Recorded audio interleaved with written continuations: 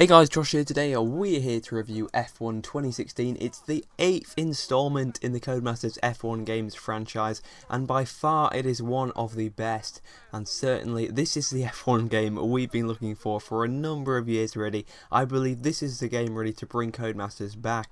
I mean, 2014, 2015 were major disappointments, especially 2015, with it being the first game on the next-gen consoles. They definitely did not deliver up to the hype, and I think many people were calling for Codemasters to, lose the license after their contract expired at the end of 2016. But now it looks like they're going to retain it and they're just going to carry on producing F1 games, and the standard does seem to have been raised now, and I've a lot of hope really for future F1 games. I feel like they're just going to use 2016 as a bit of a solid foundation to just build on, add classic cars, classic tracks, custom teams, custom liveries. I feel are very close and within reach really, because there's so much potential for F1 games to grow. But enough about that. That'll probably be another video about about F1 2017 wish list and future ideas for F1 games, which are now a lot more possible than ever before. We're going to be in this video then talking about F1 2016. Is it worth buying? Of course, that is the question. You guys, of course, will probably eagerly be wanting to know. Many people, of course, who held off, very rightly so as well, of course, after the major disappointments of the previous F1 games, probably waiting before you spend 40 quid on an F1 game, because I'm sure many people did that last year and were very disappointed. So, of course, you don't want to waste your money. But I can definitely say for this game that F1 2016 is worth buying, and here's a few reasons why. Let's start off then with the career mode, which of course is vastly improved. It's the number one kind of appeal, I think, of F1 2016. It's clearly where the main focus from Codemasters gone into, and certainly I think it's paid off. The R&D keeps it really fresh. Of course, 10 Ts in career mode. But for me, yeah, the R&D thing is the thing they didn't talk too much about, but is actually one of the most interesting things. It's so interesting going into a new race weekend, going to the Spanish Grand Prix, and seeing who's upgraded their cars. Even tiny things like Sauber have upgraded their engine, and now they're ahead of Renault in the kind of really cool table where you can see how fast each car is. And it's stuff like this that just keeps the career mode really fresh, and each race is different. You get new rivals about every 3 to 4 races. They're actually hard to beat as well, because of course they've got really good AI difficulties. Now, one negative is that the gaps between the AI difficulties are a little too big for my liking, and also, why do we need difficulties like very easy? We have so many of these difficulties. I doubt anyone really plays. I mean, do some people play that? I don't know, maybe really young kids playing the game like those difficulties, but even so, I feel like really we don't really need them, or more work could be put in really for closing up the gaps at the top end of the difficulty spectrum. But certainly at the top end, Ultimate AI difficulty, it's great to see.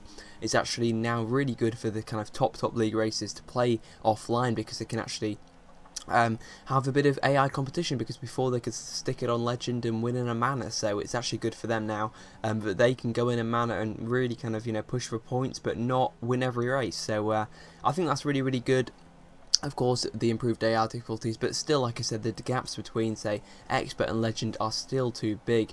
Let's talk about the AI then, because they're a bit of a mixed bag, let's be honest. I mean, at certain tracks are definitely better than others, but tracks like Australia, of course, which is the first race of the season, they kind of cause these trains where one of them will get a puncture or wing damage, and they'll just hold up about a queue of 10 cars going about 60 miles per hour. It's absolutely ridiculous. It changes the complexion of the race, and you kind of feel like it's a bit of a hollow victory. Yes, okay, you might fly past 10 cars, and when you probably get legal overtakes, CL flags, but you'll probably get past them.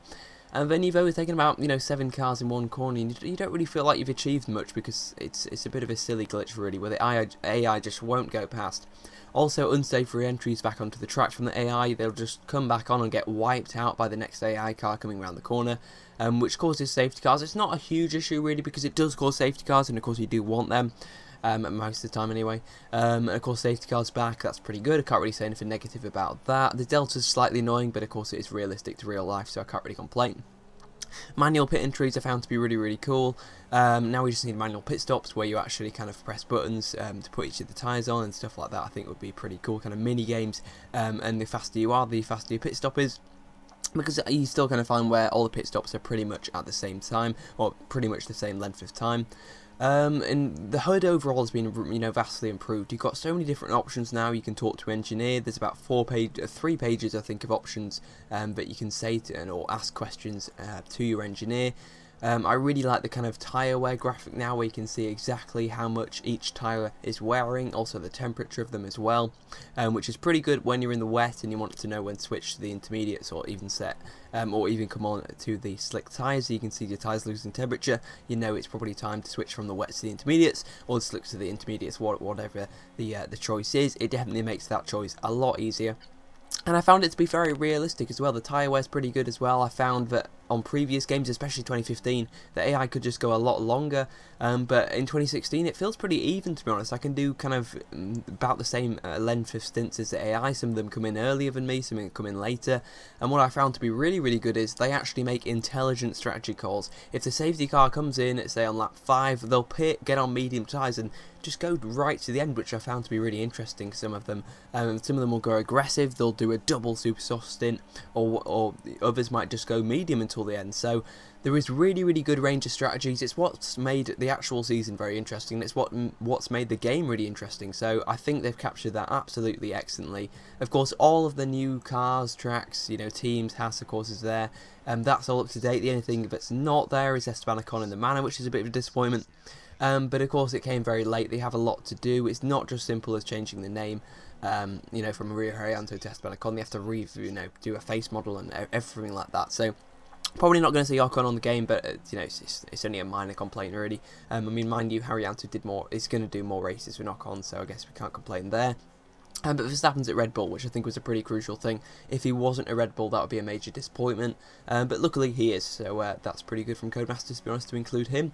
Of course, you can make your own driver as well now in career mode. That I didn't really find too many faults with that, to be honest. The only thing I did find was you can't change the helmet, which is really, really annoying, and also the race number as well. Pretty much, you can't change anything about your driver, really. You can't change any of the personal info, and couldn't find anywhere to change your laptop designs either, which was advertised, so that's a bit of a shame, but I'm sure these kind of things will be patched. And the online is excellent. I mean, compare it to previous games, and it's probably the best one really since 2013, I want to say. I mean, it's perfect really on release. Well, perfect probably not the right word, but it's really good really. I haven't found any major problems. I've seen other people have had a couple of problems, but I've had like no lag issues. There is a slight problem where you can't join the session. You have to like restart your game, but once you get used to it, it's not really too much of a hassle really. You just got to quit and then go back into the game. The loading times are pretty quick as well, so it's not too much of a major issue. And the kind of Xbox One is the worst kind of platform to get it on, and it's mainly down to Microsoft, so we can't really blame Codemasters too much for that. But be warned, if you do have a choice between say all three, then definitely get it on the PC. Then if you have a choice between consoles, get it on the PS4. And then I would say I think that Xbox is definitely the least powerful platform to play F1 2016 on. Certainly from what I've seen from numerous reviews and that. So that is my bit of advice. But of course I can't really speak for PC and PS4. I can speak for Xbox though, and I think it's still very much worth getting if you only have an Xbox like me. Practice sessions as well are actually worth playing now. There's 3 mini games to do within practice, and these keep practice fresh and original. Well, yeah, make them exciting. I mean, unfortunately, of course, these mini games don't change, but I guess it would get a bit boring after a while, and certainly into your second season. And the time management one is a bit, bit hard to beat really, and a little too difficult to be honest. For what it is, a bit impossible really, and a bit unrealistic in terms of tyre wear not being quite accurate, because you have to keep to a delta lap time as well, which is slightly unrealistic. The qualifying lap pace as well is also way overshot. The actual lap you need for say 19th is actually 10th in qualifying, so that's a bit of a bit of a something that needs a bit of a correction, but I'm sure they can patch that out. So practice then is definitely improved of course from what it was, because it was nothing really on the previous games, but now of course with these mini games it's actually worth playing, although it's still not perfect. I am sure they will patch it. F1 2015 had no career mode and the online was broken. They were the two things that just ruined the game. The handling's much better. It's really, really tough in the wet. It's tough without traction control on. But of course, all the assists are pretty much there. There's manual starts, of course, in the game now, but work very, very well. Although I do think it's a little too easy to get a really, really good start. I think of course it'd be good online, because everyone of course will have the kind of equal chance of getting a good start, and some will get worse starts than others. Formation laps in, don't really like it to be honest, because I didn't feel like it had any effect really on this kind of start you got, and it didn't have any effect on, it'd be cool if there was automatic manual control end to actually getting into your grid slot, positioning your car. I thought that would be the coolest bit of the formation lap, but unfortunately it's not included in the game. And you even have the screen actually goes to black and then comes back on, so it's a bit of like a reset. So I'm not even sure what kind of difference it really makes. You can probably get your tyres a bit more up to temperature, but in my mind it doesn't really affect the start that much. So formation laps are there, still not perfect, but then again we have been asking for them for ages, so I guess we have to be thankful really that Codemasters have included them, although they're still not. And most importantly, it's just fun to play. Like, I actually look forward to doing my next career race. I used to just kind of not be too bothered about career mode, but now I just really am loving it. You know, the AI, yes, are not the best, but they're still very raceable, and what I like about them, of course, is their different strategies. They go really aggressive, do some really kind of strange but work out very well strategies, some but don't work out as well. So yep, I really like F1 2016. I think it is definitely worth buying, even now when it's at full price. I think it's definitely worth the 40 quid. It's probably the best F1 game ever. I'll probably make a video about that in a couple of weeks once I play the game a bit more. But after playing probably near 15-20 hours, I can definitely say that F1 2016 is worth buying and is definitely the return to form Codemasters so desperately needed.